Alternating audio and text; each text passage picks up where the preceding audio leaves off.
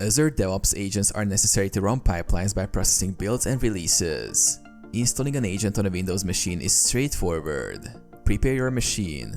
Ensure your Windows system meets the required specifications. Net Framework 4.6 or later. Administrator access to install software. Create a folder to store agent files.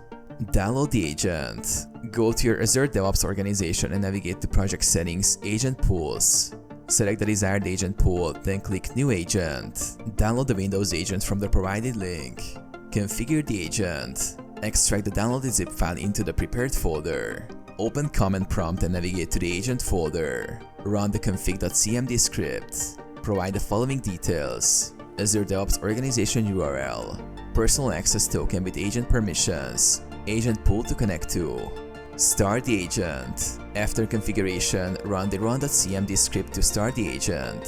Optionally, install the agent as a Windows service for continuous availability by running svc.cmd install.